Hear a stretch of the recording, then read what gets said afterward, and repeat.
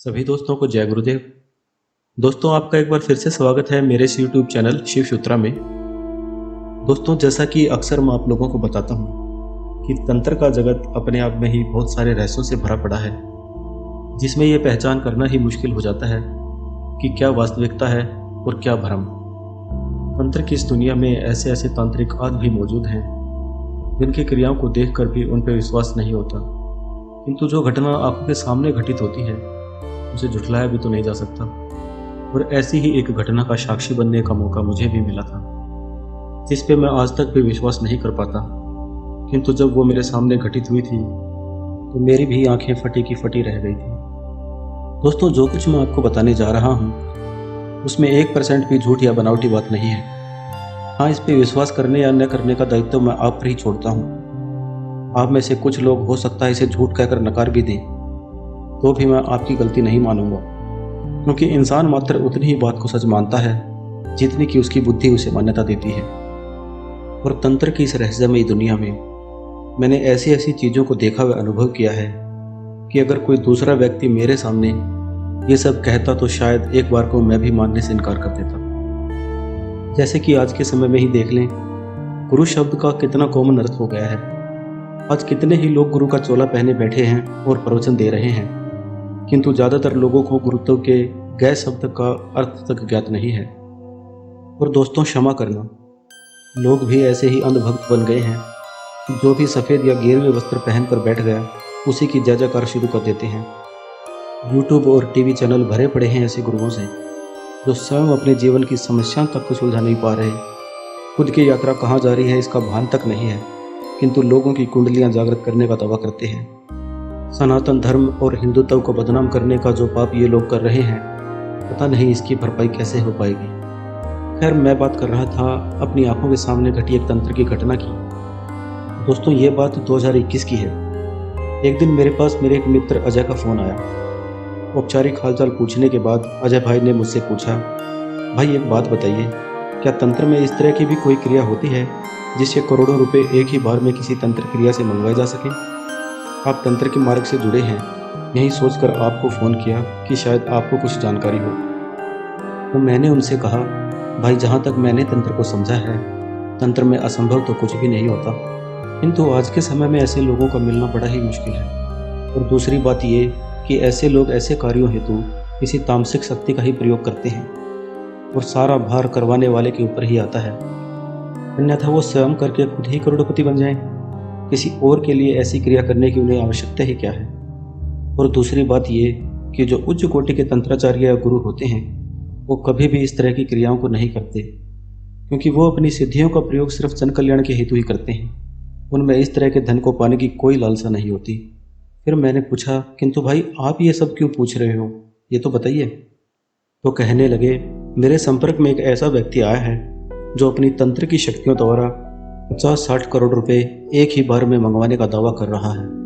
भाई आप मुझे गाइड करें, मुझे क्या करना चाहिए? तो मैंने उनसे पूछा, भाई वो इस काम को करने के लिए कितने पैसे की डिमांड कर रहा है? तो कहने लगे कि सामग्री के नाम पर 5 लाख रुपए मांग रहा है। मैंने कहा, भाई आप खुद ही सोचिए, जो खुद 50 करोड़ रुपए अपनी शक्तियों से मंगवा सकता है वो आपसे 5 लाख रुपए लेकर आपको 50 करोड़ रुपए आखिर क्यों देगा? तो कहने लगे, भाई ये तो मैंने भी उनसे खुद पूछा था, तो उन्होंने मुझे बताया कि मैं अपनी शक्तियों का प्रयोग खुद पैसे लेने के लिए नहीं कर सकता, किसी दूसरे हेतु ये क्रिया करने की शक्ति मुझे प्राप्त है और क्रिया कर लेने के बाद 50% हिस्सा उनको देना होगा। तो मैंने उनसे कहा, भाई मुझे तो कुछ सही नहीं लग रहा है, वो आपसे पैसे ऐंठने की फिराक में है, आप इन चक्करों में ना ही पड़ो तो अच्छा है, क्योंकि इन प्रयोगों के पीछे बहुत ही गंदी शक्तियाँ चलती हैं। कल को आपको या आपके परिवार पे कोई मुसीबत भी आ सकती है। उस समय तो उन्होंने हामी भर दी, किंतु वो फिर भी उस तांत्रिक के संपर्क में बने ही रहे। फिर करीब 10-12 दिन बाद उनका फ़ोन दोबारा मेरे पास आया तो कहने लगे, भाई मैंने उसे 2.5 लाख रुपए दे दिए हैं। उसने मुझे 10 रुपये के नोट को मेरी आंखों के सामने ही 2000 रुपये के नोट में बदल कर दिखा दिया है, तो इसलिए मुझे तो उनके ऊपर पूरा भरोसा हो गया है और बाकी के बचे 2.5 लाख रुपए क्रिया हो जाने के बाद ही उसे देने हैं, तो मुझे तो कुछ भी गलत नहीं लगता। मैंने उनसे कहा, भाई मेरे मना करने के बाद भी आपने पैसे दे दिए, तो बताइए अब मुझसे क्या चाहते हैं? तो कहने लगे, कल रात को मेरे ऑफिस पे वो उस क्रिया को संपन्न करने के लिए आने वाले हैं।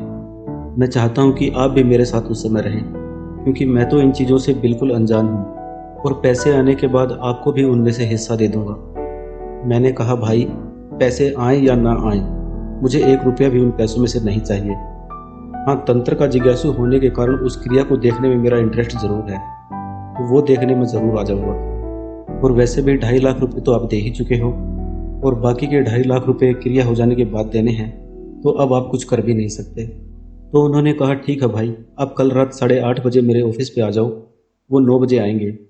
मैंने कहा, ठीक है। अगले दिन रात 8:30 बजे मैं उनके ऑफिस पे पहुंच गया। उनका ऑफिस फर्स्ट फ्लोर पे था और उसमें टोटल 3 रूम बने हुए थे। उनमें से एक कमरे का सामान निकाल कर उन्होंने पानी से धोकर साफ कर दिया था और उसके बीचों बीच एक हवन कुंड रखा हुआ था। मैंने उनसे पूछा वो कब तक आएंगे, तो कहने लगे 9 बजे का टाइम दिया हुआ है, उससे पहले ये सब तैयारी करने को मुझे बोला था। मैंने सारा सामान निकाल कर सफाई कर दी और हवन कुंड को रख दिया है।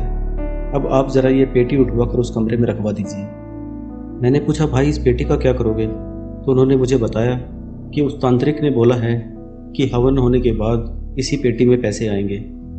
दोस्तों, वो पेटी, जिसे कई जगह संदूक भी कहा जाता है, लगभग 3 बाय 2 फीट की थी और करीब 2.5 फीट की उसकी हाइट थी। उनके कहने पर मैंने वो उठवाकर उसी खाली कमरे में रखवा दी। इसके अलावा भी उन्होंने कई प्रकार की और सामग्री मंगवाई हुई थी, जैसे 7 प्रकार की मिठाई, पान, फूल, नींबू, कच्चे आलू, सिंदूर, थोड़ा आटा, धूप अगरबत्ती, सूखा हुआ नारियल और एक शराब की बोतल। अब हम बातें करते करते उस तांत्रिक का वहाँ आने का इंतज़ार करते रहे। करीब 9:30 बजे के आसपास 2 लोग आए। दिखने में सामान्य से ही थे, पैंट शर्ट पहने हुए थे और कंधे पर एक बैग व एक गमछा टांगे हुए थे। कुछ बातचीत के बाद उन्होंने सामान व कमरे का निरीक्षण किया और क्रिया की तैयारियां शुरू कर दी। अपनी सारी सामग्री व हवन कुंड उन्होंने उस पेटी के सामने व्यवस्थित रूप से रख दी थी और पेटी का ढक्कन खोल दिया था। धूप व अगरबत्ती जलाकर पूजन आदि क्रिया के साथ उन्होंने उस पेटी का भी पूजन किया।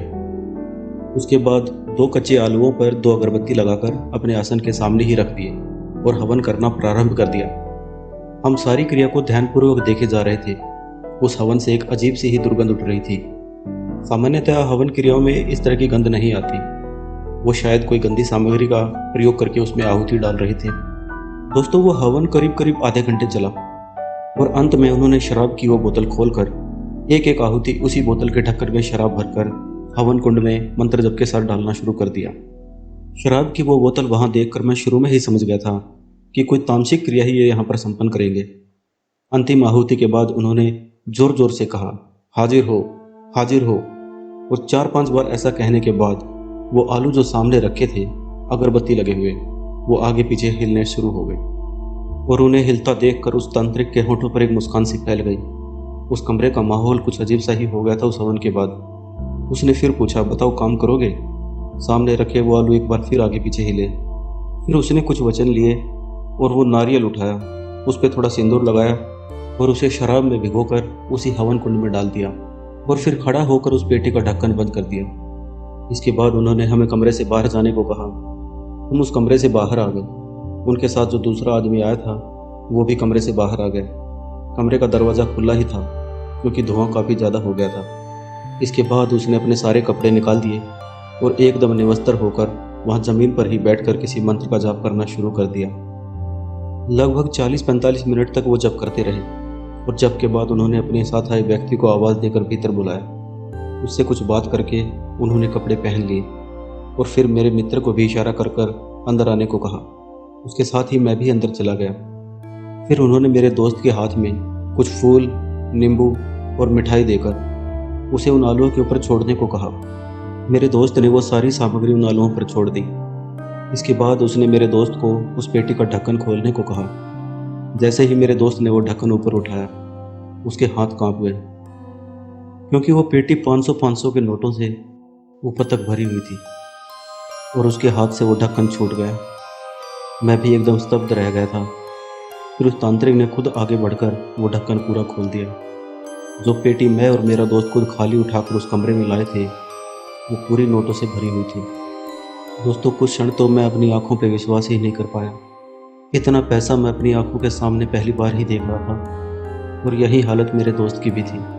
आप वीडियो में उस पेटी को देख सकते हैं। ये फ़ोटो मैंने अपने ही फ़ोन से उस समय चुपके से ले ली थी। यहाँ ये फ़ोटो शेयर करने का मेरा मात्र इतना ही कारण है कि आप लोगों का विश्वास इन तंत्र क्रियाओं पर हो सके।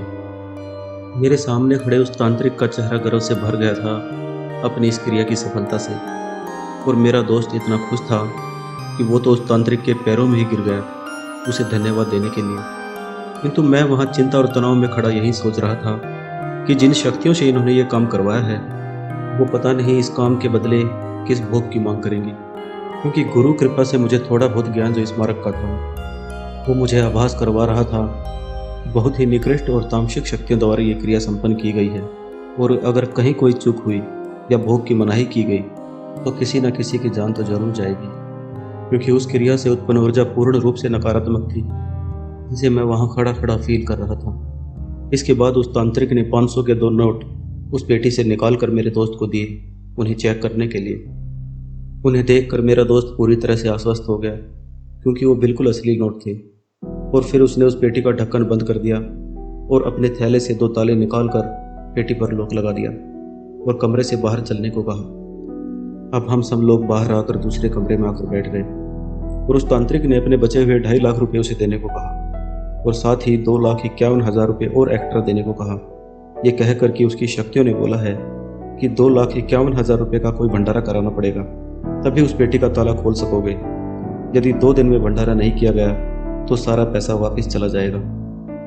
अब ये सुनते ही मेरा दोस्त अजय, जो अब तक पूरी खुशी से भरा हुआ था, अचानक से टेंशन में आ गया। बोला, गुरुजी 2.5 लाख रुपए तो मैं आपको दे दूंगा, उनका तो मैंने कहीं से उधार उठाकर इंतजाम कर रखा है, किंतु बाकी के 2,51,000 रुपये का इंतजाम मुझसे न हो सकेगा। ये सुनकर उस तांत्रिक का लहजा थोड़ा सख्त हो गया। वो बोला, कहीं से भी इंतजाम करो, मैं कुछ नहीं जानता। कल शाम तक का समय तुम्हारे पास है, वरना फिर मैं कुछ न कर सकूंगा। अब जल्दी से मेरे 2.5 लाख रुपए मुझे दो, मुझे यहाँ से जल्दी निकलना है। और गलती से भी मुझे भंडारे के पैसे देने से पहले उस पेटी को खोलकर मत देखना, वरना अपने नुकसान के जिम्मेदार तुम खुद होगे। मेरा दोस्त बहुत देर तक उसे मनाने की कोशिश करता रहा, किंतु उसने कुछ भी नहीं सुना और 2.5 लाख रुपए लेकर उसी समय वहाँ से वापस चला गया। मेरा दोस्त अजय अब बहुत ज़्यादा टेंशन में आ चुका था।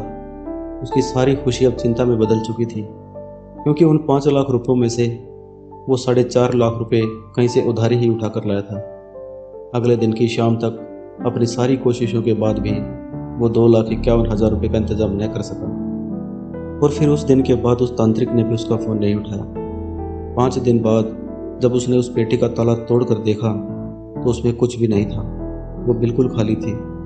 और इस बात की शंका मुझे पहले से ही थी कि यदि उसे 2,51,000 रुपये और दे भी दिए जाते तब भी ये पेटी खाली ही निकलनी थी, क्योंकि क्रिया संपन्न होने के बाद अपने बचे हुए पैसे लेकर निकलने की जितनी हड़बड़ाहट में वो था, उससे मुझे इस बात का थोड़ा अंदाजा तो हो ही गया था।